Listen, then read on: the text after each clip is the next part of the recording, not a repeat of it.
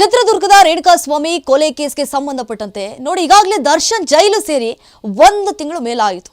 ಪರಪ್ಪನಗರ ಜೈಲಿನಲ್ಲಿ ದರ್ಶನ್ ಹೇಗಿದ್ದಾರೆ, ಏನ್ ಮಾಡ್ತಿದ್ದಾರೆ? ಜೈಲಲ್ಲಿ ದರ್ಶನ್ಗೆ ಹಾಸಿಗೆ ದಿಂಬು ಸಿಕ್ಕಿಲ್ಲ. ಜೈಲಿನ ಮಾನ್ಯುವಲ್ ಪ್ರಕಾರ ಟ್ರೀಟ್ಮೆಂಟ್ ಅನ್ನು ಕೂಡ ಈಗಾಗಲೇ ನಟ ದರ್ಶನ್ಗೆ ಒದಗಿಸಲಾಗ್ತಾ ಇದೆ. ಅಂದ ಹಾಗೆ ಯಾವ ರೀತಿಯಾದಂಥ ಸೌಲಭ್ಯವನ್ನು ಕೊಡ್ತಿದ್ದಾರೆ ನೋಡಿ. ಕಾರ್ಪೆಟ್ ಆಗಿರ್ಬೋದು, ಕಂಬಳಿ, ಹಾಗೆ ಬಕೆಟ್, ಮಗ್ ಎಲ್ಲ ರೀತಿಯಾದಂತಹ ವ್ಯವಸ್ಥೆಯನ್ನು ಕೂಡ ಮಾಡಿಕೊಡಲಾಗಿದೆ. ಹಾಗೆ ದರ್ಶನ್ ಭೇಟಿಗೆ ಪ್ರತಿದಿನ ಕೈದಿಗಳು ಕಾಯ್ತಾರಂತೆ. ಜೈಲಲ್ಲಿ ಜೊತೆಗಿರೋ ಶಿಷ್ಯರಿಂದ ಗುರುಭಕ್ತಿ ಸಿಗ್ತಾ ಇದೆ. ದರ್ಶನ್ಗೆ ಕಂಬಳಿ, ಕಾರ್ಪೆಟ್ ಅನ್ನ ಕೂಡ ಒದಗಿಸ್ತಿದ್ದಾರಂತೆ ಅವರ ಶಿಷ್ಯರು.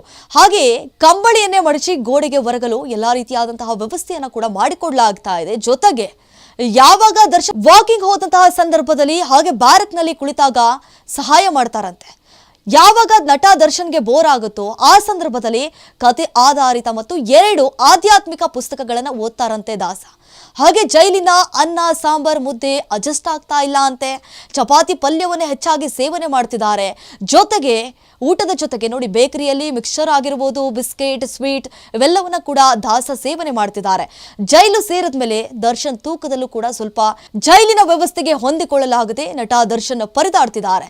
ಹೆಂಡತಿ ಮಗನನ್ನ ನೆನೆದು ದರ್ಶನ್ ಕಣ್ಣೀರಾಗ್ತಿದ್ದಾರಂತೆ.